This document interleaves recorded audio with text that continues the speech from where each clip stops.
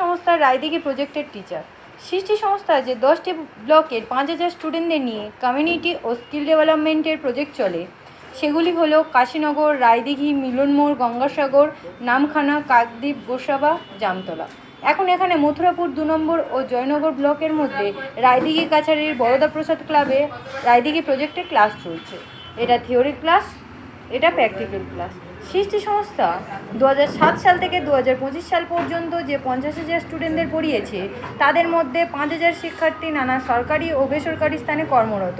তাদের বলা হচ্ছে তারা যদি কিছু আর্থিক অনুদান দেয় বর্তমান পড়া স্টুডেন্টদের জন্য।